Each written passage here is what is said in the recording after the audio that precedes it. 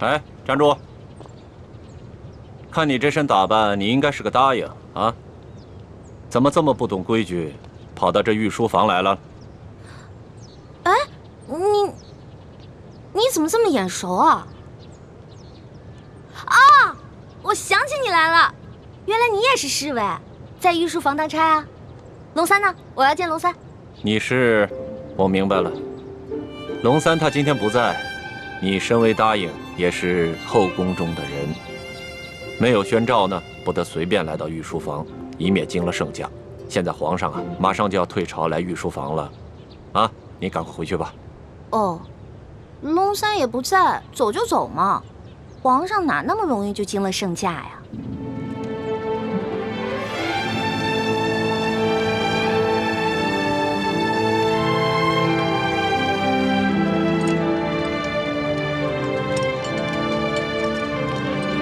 哎呦，皇上来了，快快快！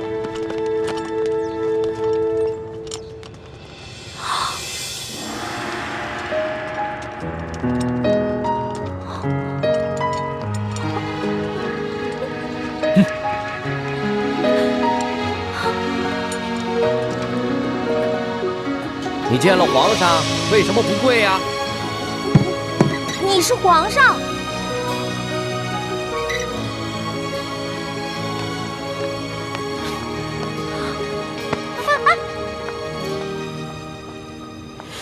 哎，李公公，这个小答应他可是……嘘，这皇家的事啊，别问，也别管。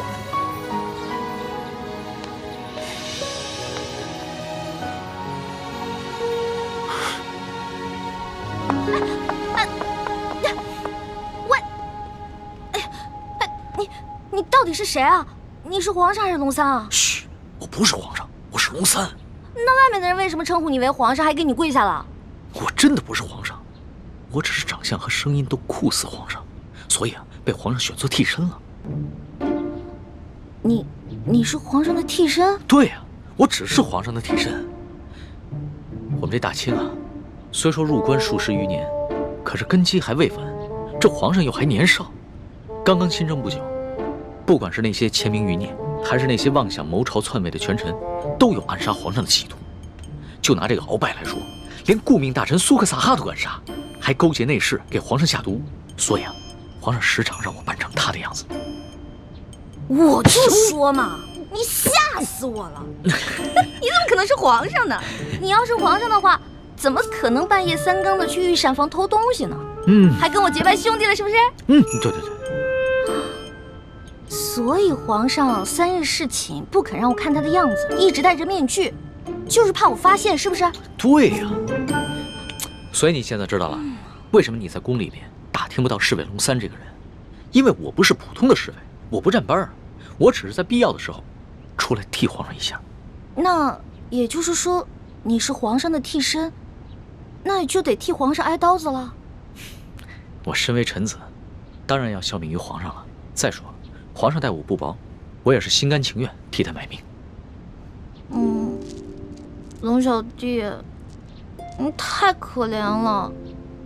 你说你当皇上的替身，皇上对你好，说白了就是让你去给他卖命。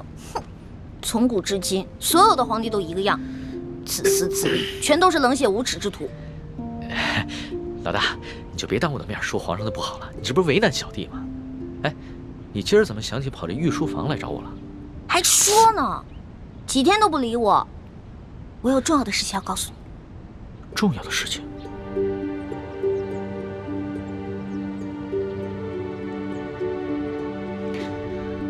这皇上一听说丽妃遇刺，就怀疑过鳌拜，没想到真的是他。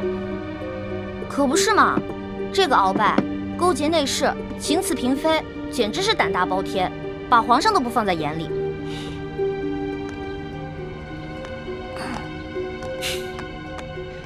老大，你是不知道啊，这鳌拜把持朝政多年，这朝廷上下、宫中内外全都是他的势力。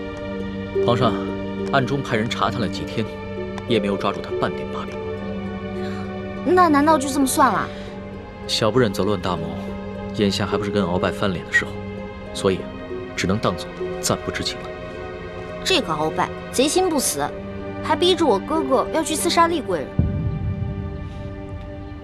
你务必跟你哥哥说一下，千万不要听命于鳌拜。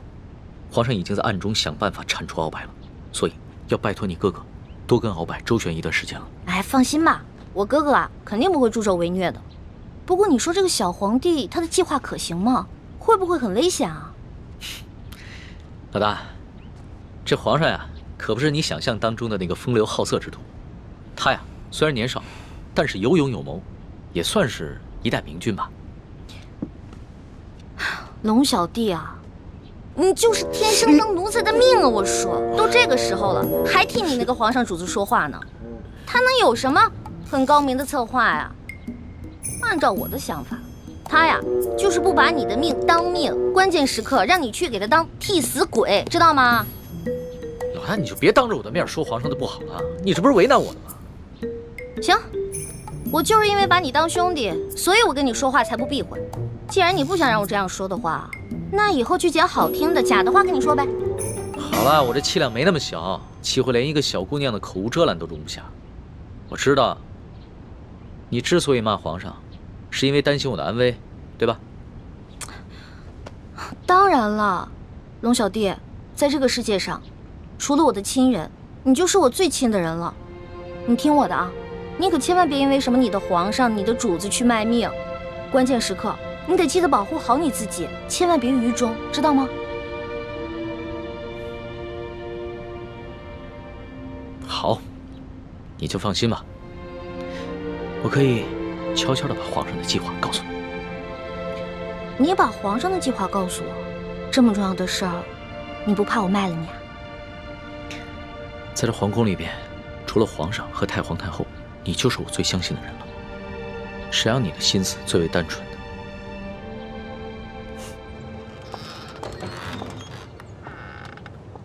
李德福，送欢答应回永和宫。这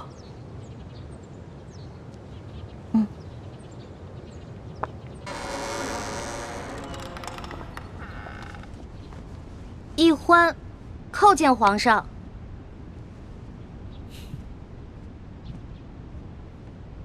平身吧。谢皇上。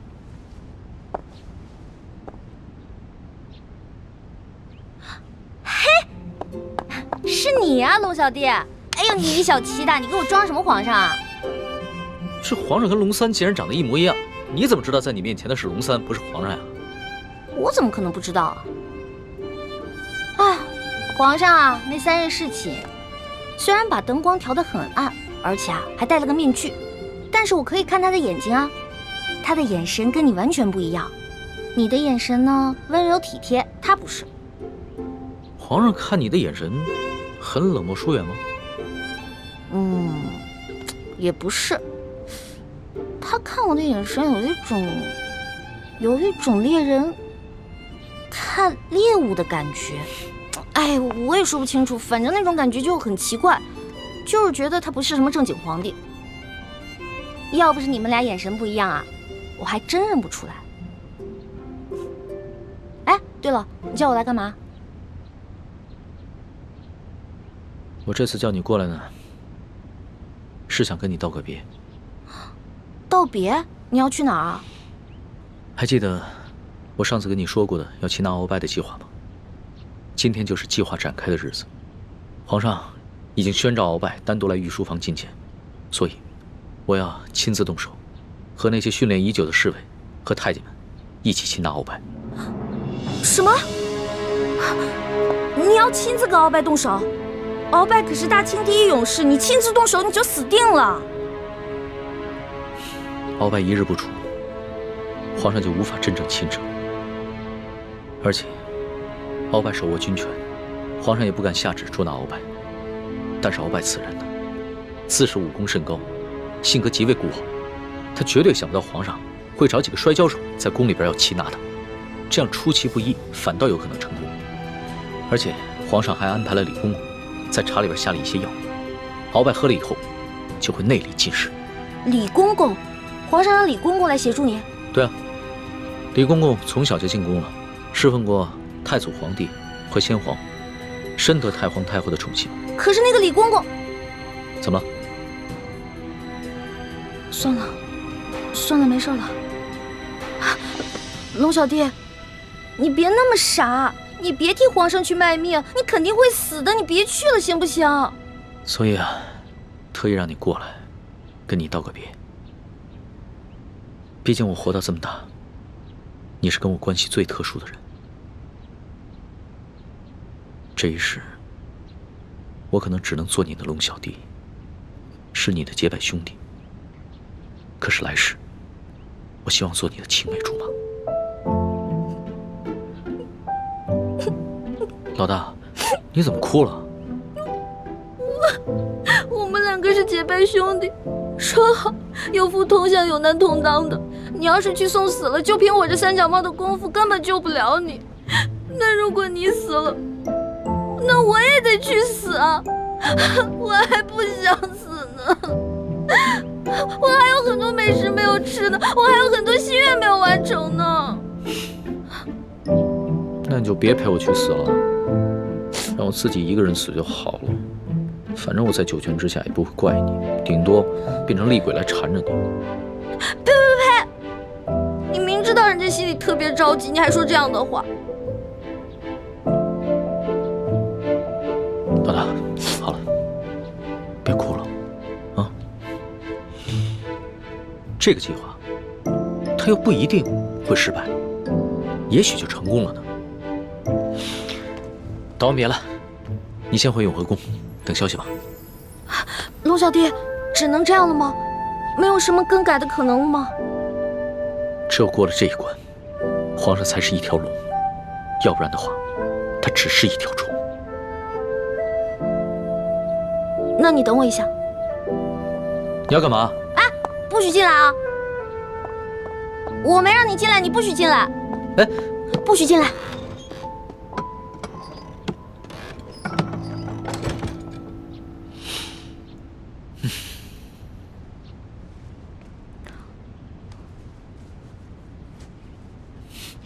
老大，你好了没有啊？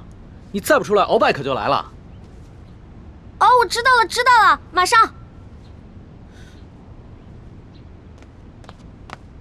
老大，我进去了啊。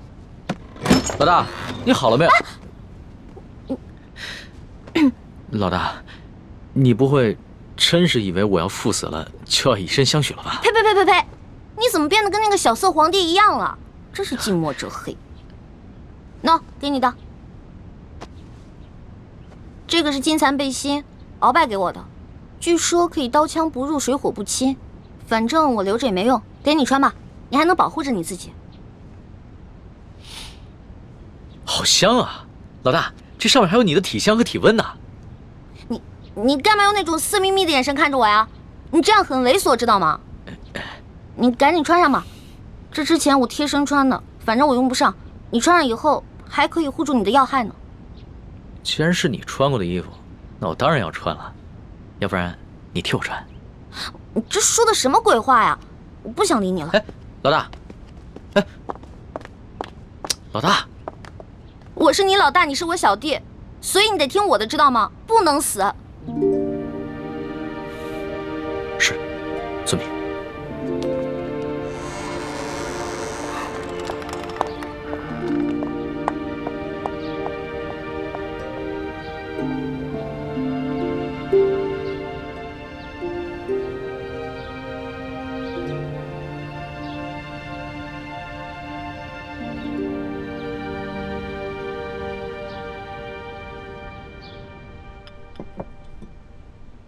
六师傅，康熙擒拿鳌拜的计划如箭在弦，一触即发。依您看，结果会如何？这很难说呀。康熙少年老成，而且又有太皇太后和一帮效忠爱新觉罗的老臣撑腰，而鳌拜又老谋深算，在朝廷中也树大根深，这两虎相争，谁赢谁输，还真的挺难预料的。不管是谁赢谁输，对于咱们整个联盟来说，都是有利无弊。咱们不妨坐山观虎斗。薛姐姐，一欢，怎么了？薛姐姐，六师傅，快点去救人！出什么事了？你要救谁啊？就龙三。龙三怎么了？今天康熙要在御书房擒拿鳌拜，但他自己不敢去，却让龙三扮成他的样子，带那些小侍卫、小太监去抓鳌拜，而且他还让李公公在鳌拜喝茶的水里放药。可是李公公是鳌拜的人啊，他肯定把这些计划都告诉鳌拜了。环妹，你犯糊涂了吧？就让康熙跟鳌拜去内斗好了，你急什么？如果真的是康熙的话，我不可能着急。可是去的是我的兄弟龙三啊，我们是拜过把子的兄弟，如果他死了，我怎么办啊？我们有福同享，有难同当的。你和那龙三结拜，本来就是闹着玩的，你还当真了？朱哥哥，你说什么呢？我们是认认真真的结拜，怎么是闹着玩？这龙三平时对我这么好，如果我见死不救的话，那太不像话了。可如果为了救一个龙三，我们几个都出手的话，这样太危险了，我们很容易暴露自己。环妹，你对龙三真的只是结拜之情吗？朱哥哥，现在都什么时候了，你还在胡思乱想？大师兄，小师妹虽然任性顽皮，但是她还是很有是非原则的。她对那个龙三一定只是结拜之情。还是学姐姐了解我？没错，我不想欠人情，我更不想欠人一条命。玉欢，你可别忘了你现在的身份，你是大明郡主，是未来大明太子妃。那你现在的什么龙三结拜大哥的身份，跟这个身份比起来，根本就是不值一提。更何况龙三又不是为了你去死，他为的是他的皇帝主子。可是，好，那我们就不去帮助龙三。也就是说，如果龙三败了，康熙也就败了。康熙一旦败了，这个鳌拜就会发动政变，让他自己当皇上。鳌拜这个人生性残暴，如果他当了皇上了，比康熙更难对付。而且那个时候，雪姐姐你怎么办啊？可是我们换个法子，我们协助龙三，帮助了康熙，打败了鳌拜。到那个时候，我们就得到了康熙的绝对信任。到时候你们就有机会进宝库去找铜匣了。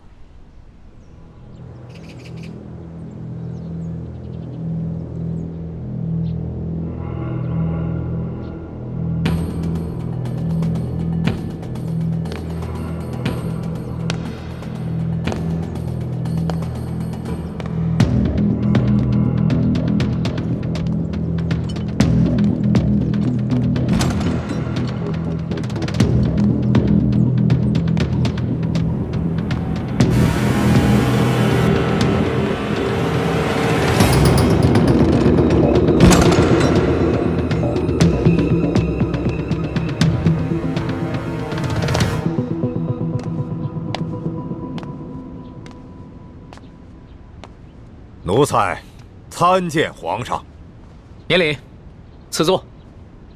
谢皇上。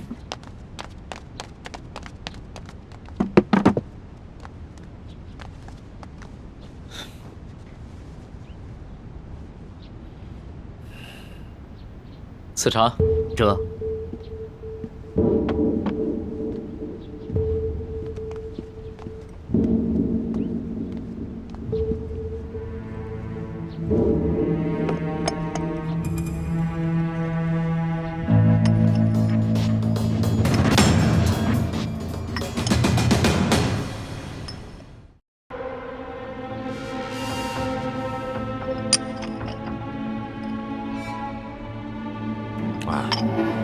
奴才是个粗人，什么茶到了嘴里都是一个味儿。皇上宣召奴才，有何事垂询啊？敖少保，你不妨先看看这些奏折。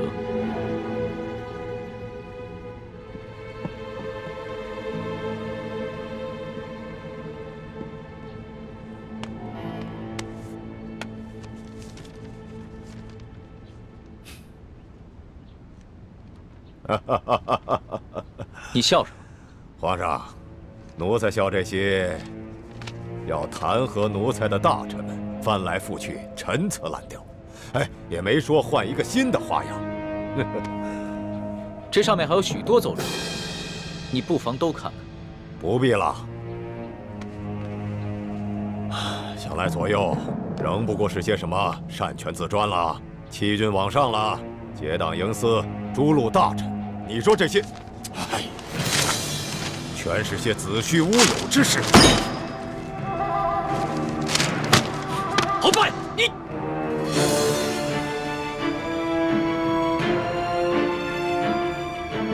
皇上，这数十位联名上书的大臣，分明就是在构陷奴才，这是在离间你我的君臣之义，这简直就是对皇上的大不敬。奴才恳请皇上下旨，让奴才把这些乱臣贼子一一捉拿。你凭什么说这些弹劾你的奏折都是构陷之词？皇上，这些要弹劾奴才的奏折，究竟是什么性质？那仅仅是在皇上的一念之间。现在就看皇上是相信要弹劾奴才的这些大臣们，还是要相信奴才了。鳌拜，你当着朕的面撕毁奏折，言语无状，在你的眼里还有朕这个皇上吗？这奴才的性情一向是如此，皇上忘了，皇上经常夸奴才性情憨厚耿直，怎么到了今天就说奴才是言语无状了呢？奴才自辅政以来，哪天没有要弹劾奴才的奏折？皇上和太皇太后一向是看都不看就直接给了奴才，怎么到了今天，皇上就拿这些奏折来斥责奴才了呢？这么看来，不是奴才的眼里没有了皇上，而是皇上的心里根本就没有奴才了。到了现在，你还在强词夺理，丝毫没有悔改反省之心，真是让朕心寒呐！好了，皇上，你也不必处心积虑地挑奴才的刺儿了。皇上现在无非是翅膀硬了，想独揽大权，嫌奴才碍眼了。还是老话说得好，鸟进弓藏，兔死狗烹。皇上要如何发落奴才，就请直言吧。好，鳌拜，朕知你辅佐三朝，劳苦功高，朕看你不如安心找一个地方颐养天年吧。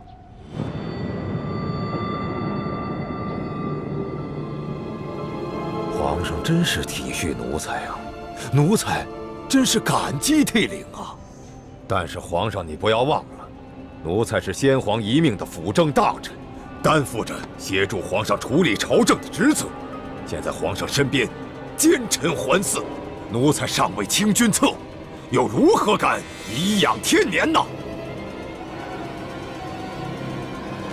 鳌拜啊，鳌拜，想不到你还是如此执迷不悟，真是有负先皇深恩，枉费朕的一片苦心。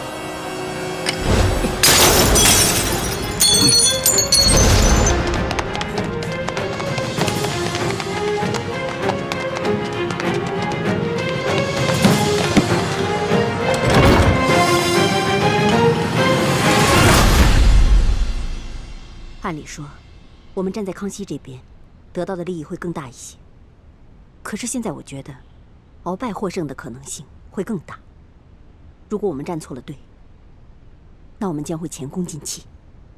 那我们再等等吧，看情况，再随机应变。不能再等了，朱哥哥，你都不知道，龙三的武功还没有我强呢。鳌拜一只手直接把他掐死了。欢妹，这么重要的事情，我们当然要权衡一下。好，那你们权衡吧，我等不了了，我得去救我的龙小弟了。哎，欢妹，一欢对这个龙三有点过于担心了。大师兄，我觉得小师妹说的不无道理，眼下就是一场豪赌，我们把赌注押给康熙，对我们似乎更有利。我等不了那么多了，我得去救他。哎，太子，我也跟你一起去。不能去。清澈，为什么？你不能去。无论康熙和鳌拜谁胜谁负，你我都不能暴露身份。可是鳌拜号称大清第一勇士，我担心大师兄不是他的对手。你放心，太子自有分寸。如果情形不对，他一定会及时发出求救信号，到时候我们再见机行事。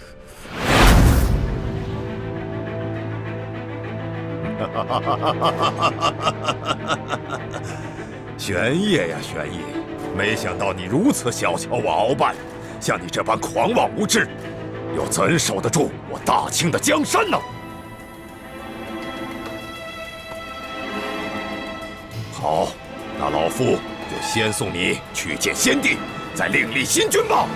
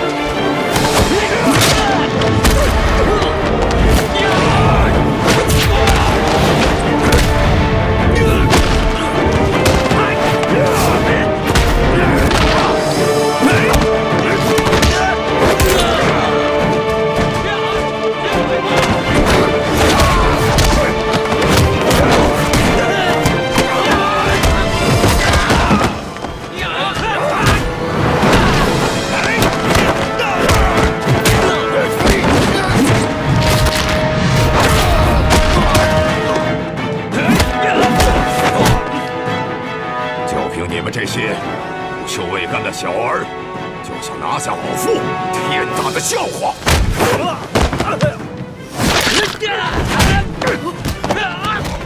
李德福，这让你准备的东西你备好了吗？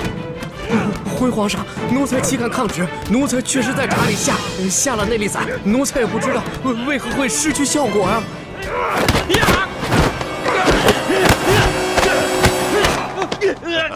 玄烨，老夫早就知道你要对老夫下手，还能不事先做些准备吗？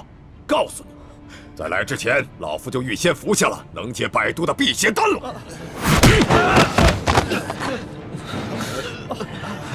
快起来！只要抓住了鳌拜，官升3级，赏金1000两。真是不见棺材不落泪。来吧，送死吧！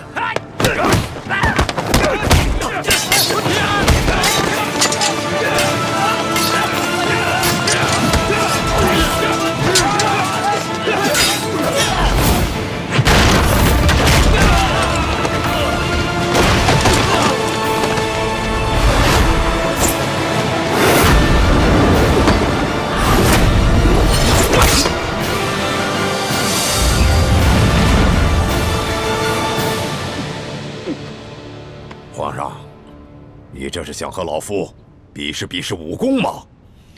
我说你平时的聪明劲儿都哪儿去了？龙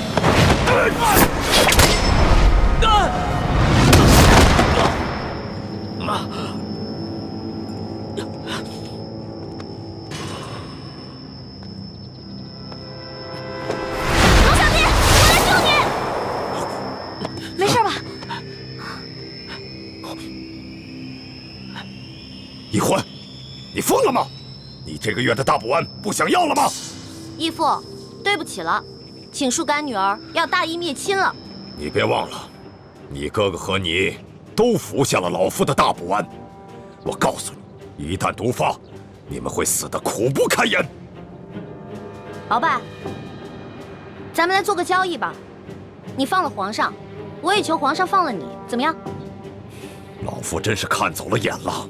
老夫原本以为你是一个聪明伶俐的丫头，没想到你这般幼稚。站住，鳌拜！你已经中了我的7步之岛，如果你现在强行运功的话，你在7步之内就会毒发身亡。鬼丫头，你以为老夫会上你的当吗？就算老夫中了7步刀，也会在7步之内一样先毙了你们的命，让你们为老夫陪葬的。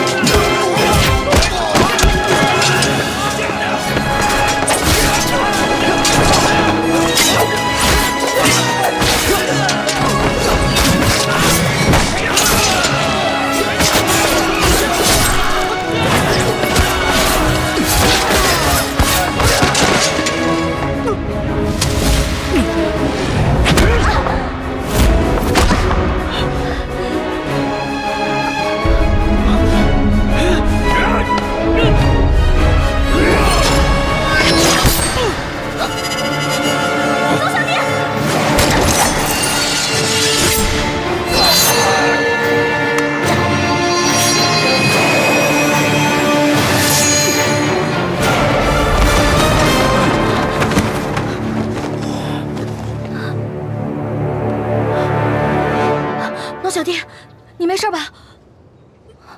来，没事，慢点。没事，还好有你的金层背心。拦住他们，我去救皇上。你去吧。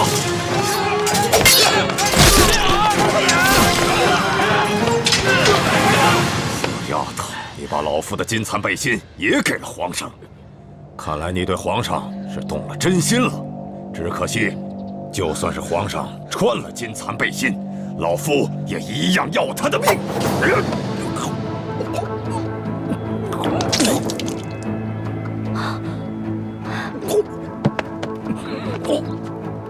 鳌拜，你果然与众不同啊！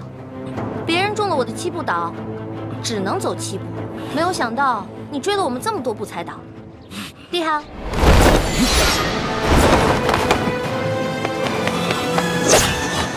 朱哥哥，简青，快杀了这个小皇帝！杀了他！杀了他！就是大功一件，老夫就会把你们兄妹2人的大补丸的解药给你们，还会升你为太医院的院判。快，杀了他！朱哥哥，好，你可别糊涂啊！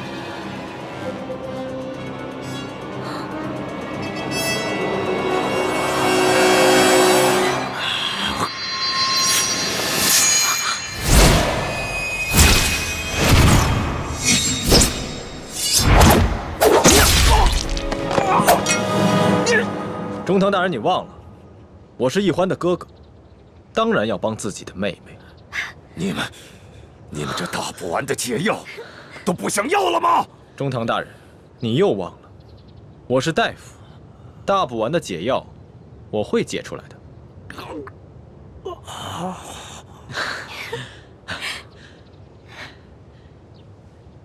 老大，你怎么受伤了？怎么流这么多血啊？我不知道，我竟然受伤了。哎，你疯了！你似龙袍是杀头之罪，是我的。好。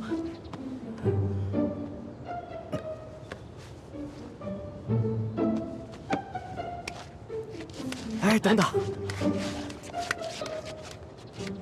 皇上，奴才这有手绢啊。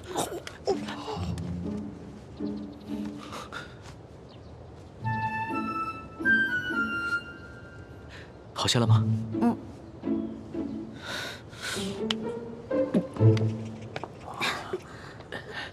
鳌拜，你别不服气，没想到你这个人不仅有勇无谋，还有眼无珠。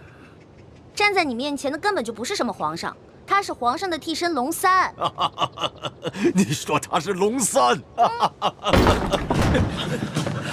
护驾，护驾！这边快！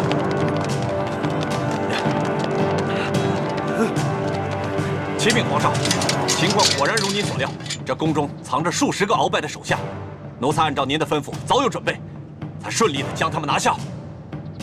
好，擒下鳌拜。这，来人，拿下鳌拜。这，他真是皇上？对，这就是当今皇上。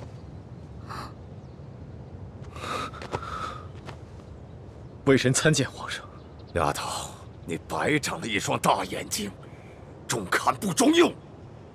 你可知这玄烨在先皇的皇子中排行老3，龙三的名字是他平时出宫微服私访时的化名。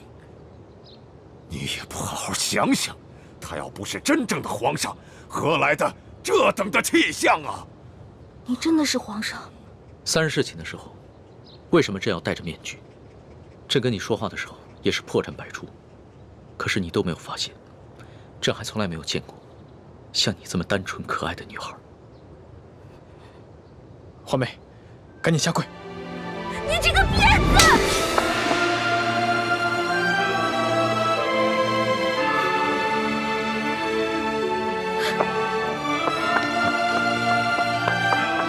皇上，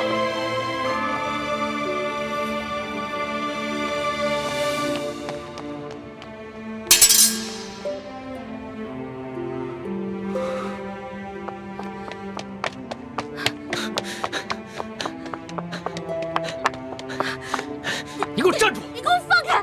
你就是个混蛋，你就是个无赖！你吃了雄心豹子胆了！你不仅敢打朕，还骂朕是骗子无赖！你本来就是骗子，本来就是无赖！你知不知道你现在说的每一句话，都够砍你100次头了？砍吧，反正现在鳌拜已经被你制服了，留着我这颗猪脑袋也没什么用了。好，你不怕死是吧？那你哥哥呢？你知不知道你打了朕，要被诛9族的？好啊，你先是利用我，现在利用完了对吧？我没有价值了，你就知道欺负我，砍我的头，还要诛我9族，有你这样欺负人的吗？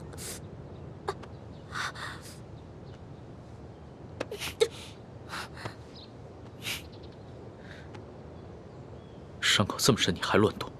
你等一下，朕马上让你哥哥过来给你止血。现在都要砍我和哥哥的头了，还止血干什么？朕难道不该砍你的头吗？你知不知道从小到大，还从来没有人打过朕，就算朕的皇阿玛在世的时候，也从来没有动过朕的1根手指头。那还不是因为你骗我？你跟我说你不是皇上，你是龙三，我是你的老大。那小弟做错事了，老大教训一下怎么了？那要你这么说的话，还是朕的错了。没错，就是你的错，谁让你骗我了？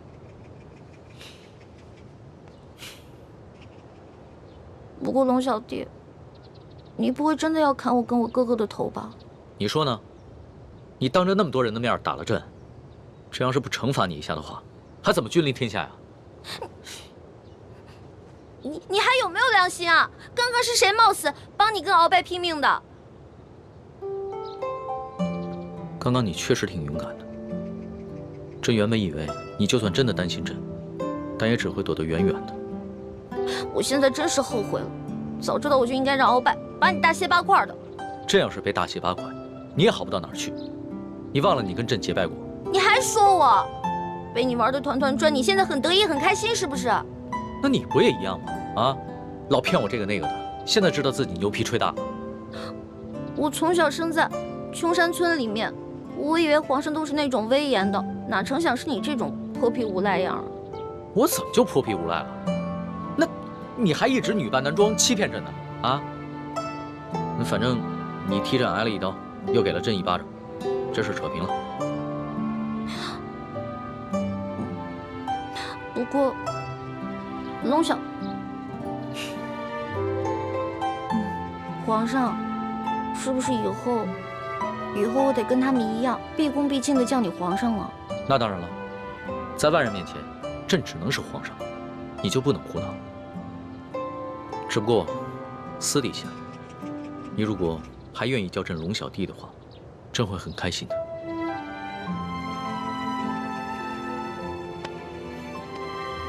是不是疼死了？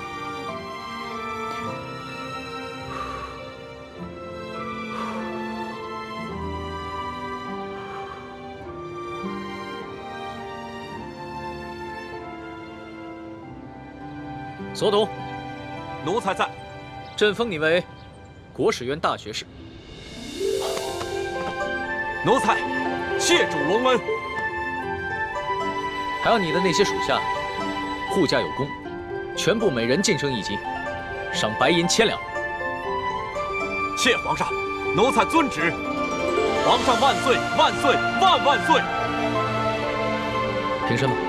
这。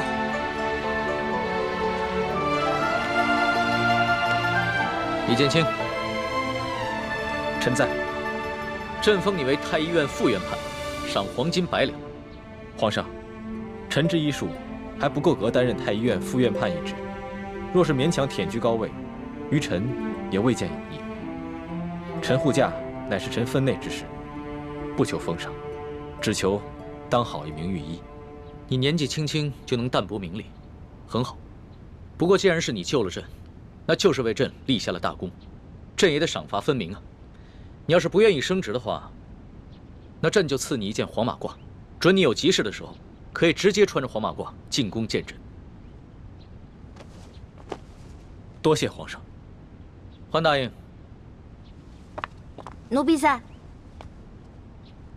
你为了帮朕铲除鳌拜，不惜冒着生命危险潜伏在鳌拜的身边，还识破了鳌拜要给朕下毒的阴谋，为朕擒下鳌拜立下了首功，可谓是有胆有识、有勇有谋的女中豪杰。你想要什么，尽管说出来，朕都会遂你的愿。皇上，奴婢只有2件事想请求皇上。这第一件事，想让皇上撤去奴婢的答应之位。朕本来就要准备取消你答应的封位，封你为嫔，让你做一宫之主。皇上误会了，奴婢不是嫌答应的封位太小，而是奴婢只想做一个小小的宫女。为什么？因为奴婢的满八旗身份是鳌拜帮我伪造的，之前为了迷惑鳌拜，所以皇上给奴婢封了一个答应之位。可是现在鳌拜已经就擒了呀，所以奴婢也没有必要再假意的做皇上的后宫嫔妃了。这有什么的？朕早就想过了，找一个八旗的宗亲认你做义女，赏你们李家一个满八旗的身份就是了。其实这跟吉起也没什么关系。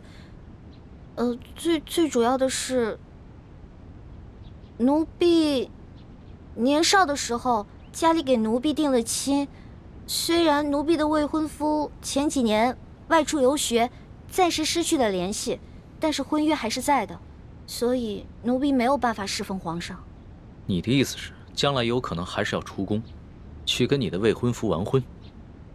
这大清朝跟历代历朝都是一样的，推崇信义为先，这婚约自然也要遵守，所以奴婢就不能侍奉皇上，希望皇上成全。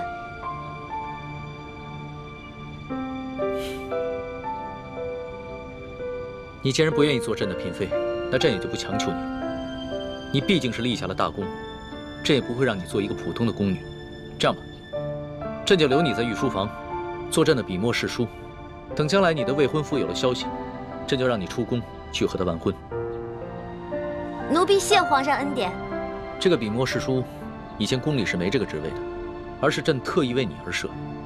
你既不是后宫嫔妃，也就不适合住在东西12宫中的任何一宫之中。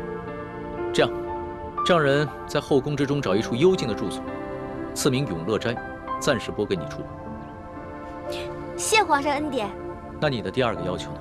我第2个要求很简单，奴婢知道皇宫里有一个宝库，里面有好多奇珍异宝，奴婢想进去转一转。你还真是个小孩心性。好，朕准你了，准你去宝库逛一逛，顺便挑拣自己喜欢的宝贝，就当是朕给你的赏赐。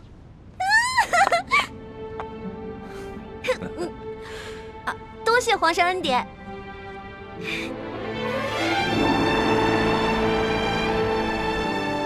石叔姑娘，哇，请。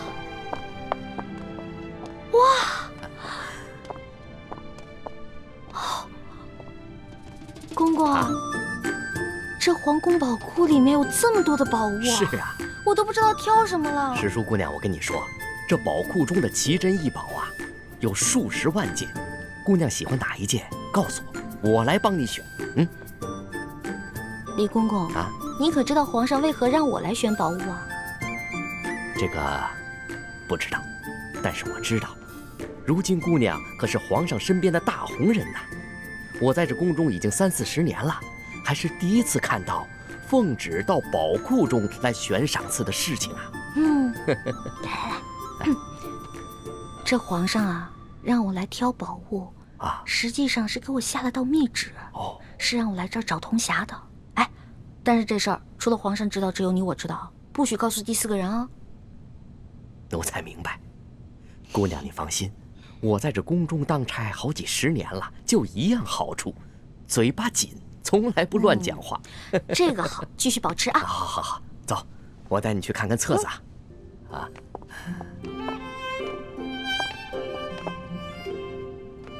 姑娘，这宝库里的所有宝物啊，都在这个册子里面。我们看看这个铜匣，这个是铜匣的，你看看，这个宝库里的铜匣呢，一共有174件，不知姑娘想要哪一件啊？李公公啊，这个铜匣呢？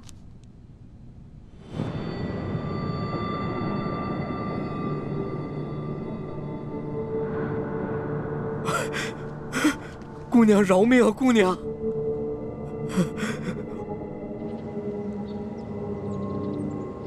什么？铜匣被鳌拜拿走了？李公公说大概3个月前吧，这个鳌拜呢私自拿走了一个铜匣，还叮嘱他不能告诉任何人。我去登记册上看到铜匣的形状，应该就是我们要找的那个。恐怕不是鳌拜私下拿走的，是李公公亲自拿去献给鳌拜的。这个李公公现在还不知道我们已经知道了他是鳌拜的内奸，所以他在言语中呢为自己脱罪遮掩。哎，朱哥哥，我可听了你的话啊，没有揭穿他。你刚才说什么？3个多月前，那不正是义父告诉我们铜匣秘密的时候吗？难道鳌拜也知道了铜匣的秘密，所以抢先一步拿走了铜匣？可是鳌拜怎么知道铜匣的秘密呢？难道我们明珠谷出了奸细？奸细？我觉得会不会是鳌拜觉得那个铜匣很顺眼，自己比较喜欢，就顺手拿走了呢？环美，这么大的事情，我们不能存在侥幸心理。皇宫的宝库中有数10万件的珍宝，鳌拜偏偏选中了铜匣，一定是铜匣的秘密泄露了。那也就是说，咱们明珠谷有内奸了，那怎么办啊？眼下之计，只有想办法到鳌拜府上拿到铜匣，在暗中通知师傅们排查谷中所有人，找到奸细。学姐姐说的有道理，之前这康熙啊，一直担心我中了大补丸的毒，但他不知道咱们已经把毒悄悄的给解了，所以呢，我可以借口找解药，亲自搜查鳌府，康熙肯定会答应我的。环美，康熙一直对你言听计从，就连你之前打了他一巴掌，他也饶恕了你。但是，你千万不要被他的柔情蜜语所迷惑。朱哥哥，哎呀，你在其他事上都挺大气的，怎么这件事上这么小气呢？我接近康熙，还不是为了帮你实现为你父皇报仇、光复大明的梦想，结果你还怀疑我。对不起，环美，是我想多了。也不知道为什么，我心里总是不踏实。等我们拿到了铜匣，一起撤出紫禁城，再也不要见康熙了，好吗？怎么，你不愿意啊？哎呀，说实话啊，在这皇宫里呢，有最大的老大罩着我，想吃什么吃什么，想玩什么随便挑，这种感觉还真让我轻飘飘的。我还想多享受几天呢。你呀，哎呀，好了好了好了，我只是把我自己内心的话说出来而已嘛。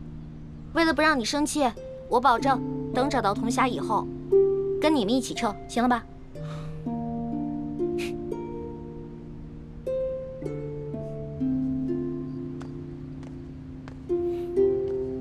老大，谢谢你。要不是你的金蚕背心，说不定小弟就再也见不到老大了。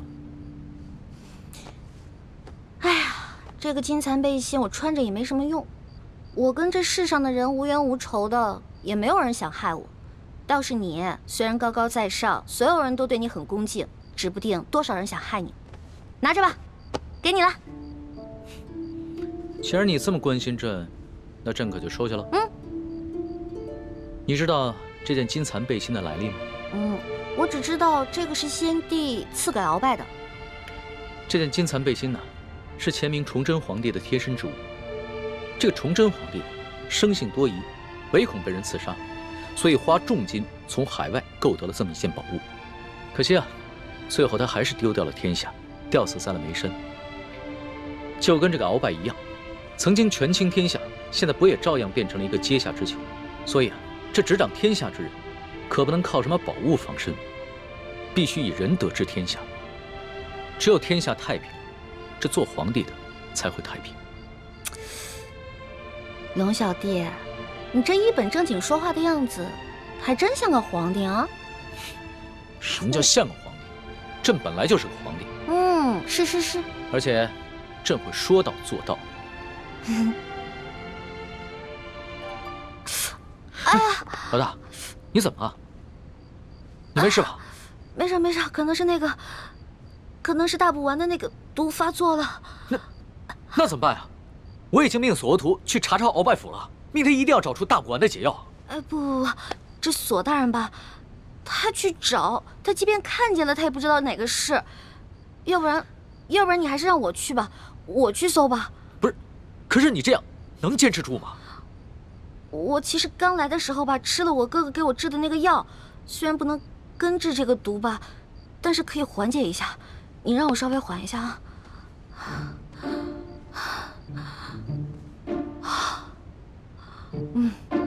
好多了，应该没问题了。行吧，那你就赶紧拿上朕的金牌，去鳌拜府查吧。老小弟，如果我去搜的时候看到一些金银财宝，我能不能顺便带走点儿？老大，你在宝库里边挑了那么多宝贝，还不知足？钱是个好东西嘛，多多益善啊。你呀，真是个小财迷。所以，龙小弟，你这话是答应了？啊，谢谢龙小弟。这样，等我发了大财以后，一定带你去京城第一酒楼吃顿好吃的，行不行？嗯，好，就这么定了。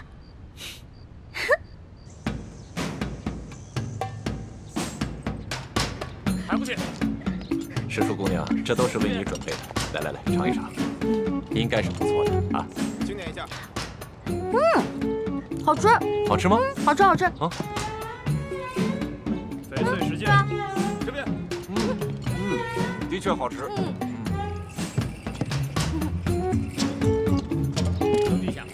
啊。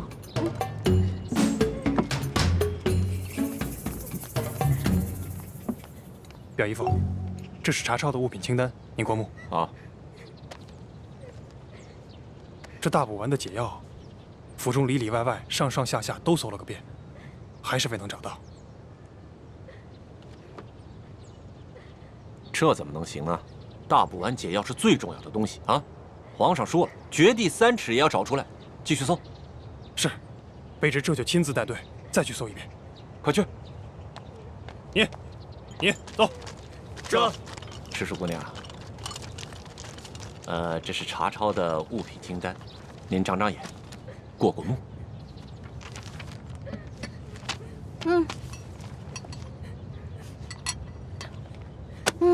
不用看了，这个不对。不对。哪里不对啊？啊，石树姑娘。这个清单啊，肯定不对。这不对吗？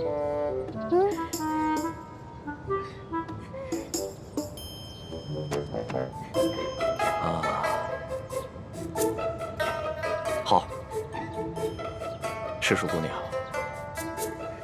咱们能不能借一步说话？好啊。走。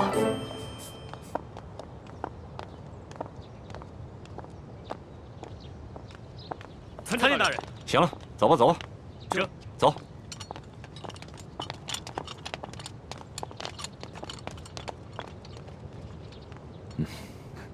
索大人，有什么话您就直说吧。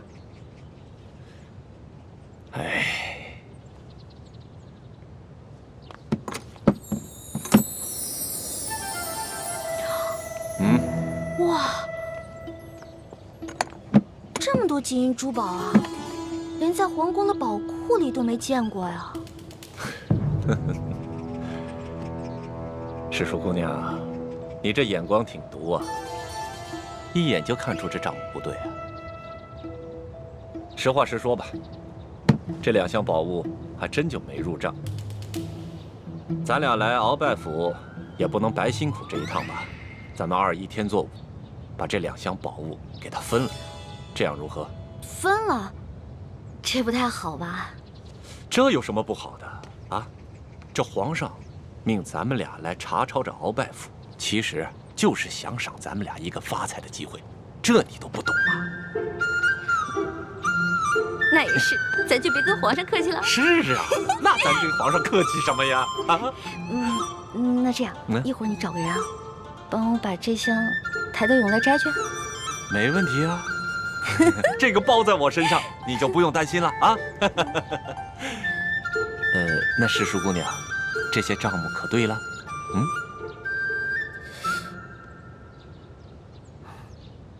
不对，还是不对啊。什么不对啊？世淑姑娘，这还有哪儿不对呀？啊？这个不对。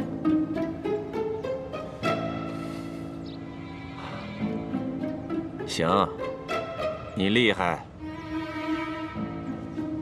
走，跟我走。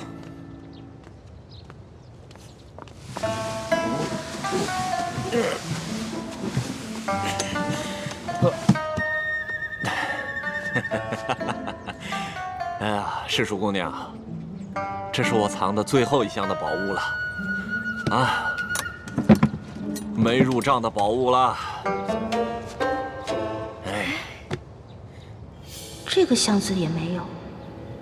鳌拜到底将铜匣子放到哪儿了？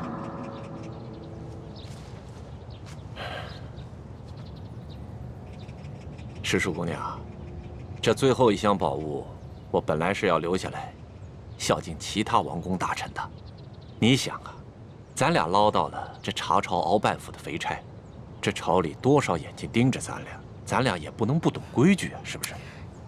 是啊，索大人，我虽然不是特别懂你们这朝中的复杂关系吧，但是我也知道，这人要懂得分享，不能吃独食，不然啊会招来祸灾的，是不是？是啊，哎呀，世淑姑娘就是聪明伶俐，难怪皇上这么宠爱你。哎，那现在这账目可对了？这账目是对了，但是我这解药还没找到呢。对呀，这解药没找着。鳌拜这奸贼实在是狡猾得很呐！这找不着解药，咱俩怎么向皇上交代呀？索大人，您看这样，您让手下的人呢去审一审鳌府的人，问问这鳌府里面有没有什么密室之类的。对呀，我怎么就没想到这一点呢？啊，哎呀，还是世淑姑娘更胜一筹啊！那咱这个先放着，查解药去。走。世淑姑娘，你瞧这个地方机关重重，也不知道藏了多少宝物，说不定这大补丸的解药就藏在里面。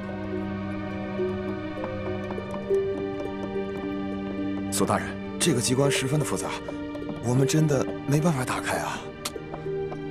废物，一群废物点心，这点事儿你们都办不好啊！我告诉你们，再给你们一个时辰，如果你们再打不开，我把你们这没用的手给剁下来。我剁下来知道吗？我知道，我们开。索大人，消消气啊！我觉得他们打不开，跟您站在这儿也有关系。您想啊，您站在这儿，他们紧张啊，紧张肯定打不开。要不然您看这样行吗？您到外面啊歇息，喝个茶，我来看着他们。还真说不定啊。那行，那就麻烦世淑姑娘帮我先盯着点儿。好嘞。啊，你们听好了啊，一切都听世淑姑娘的安排。是。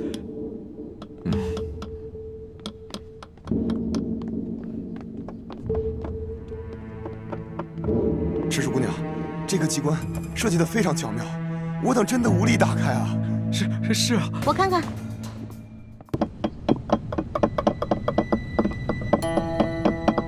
哎，世淑姑娘，你也会开机关啊？嘘，小声点啊，这事儿不能声张。这个机关我要是开不了的话，你俩手可就保不住了啊！是，我们不说。我这次要是开不开的话，千万别怨我啊！不会，能开。来，您请。您请。天灵灵，地灵灵，保佑我一定要开啊！保佑。都过了1个时辰了，世淑姑娘，你到底行不行啊？哎呀，别催我了，恐怕我们的手是真的保不住了。是啊，能不能不要那么绝望啊？我有种预感，我很快就能打开，很快。这真的假的啊？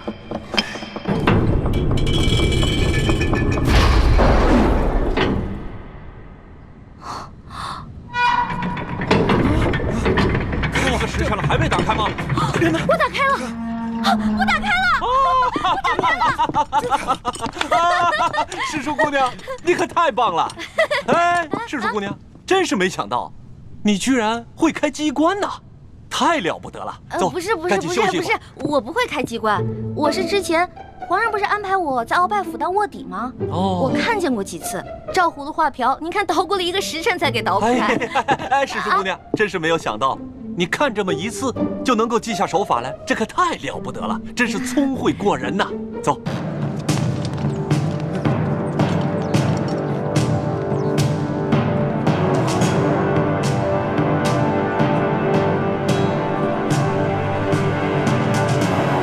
李公公，这到底是怎么回事？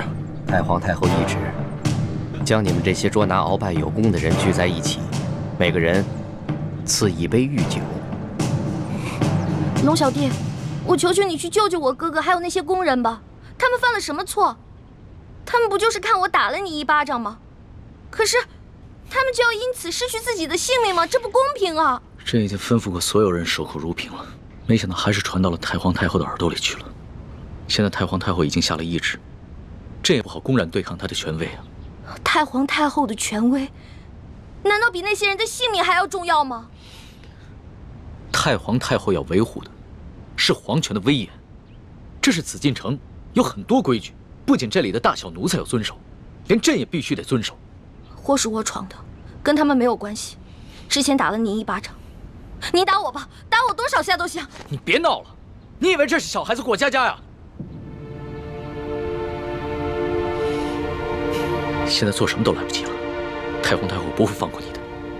等她处理完你哥哥那些人，就会轮到你了。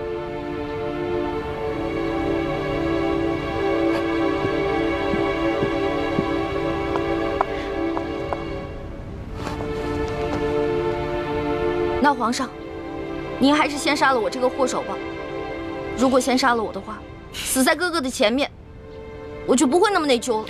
懿欢的懿欢，你还老说自己是朕的老大，一到这种危险的时刻，你就这么没出息的以死相要挟啊！您现在是高高在上的皇上，我只不过是一个小小的奴婢，我只能求您大发慈悲，饶了我哥哥。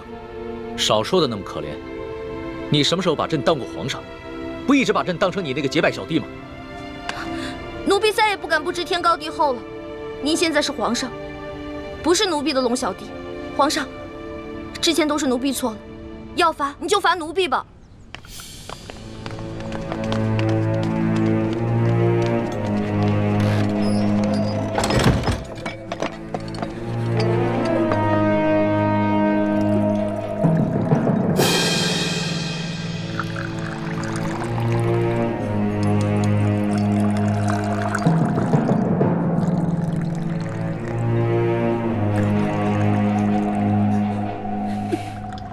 你先起来吧。我不起。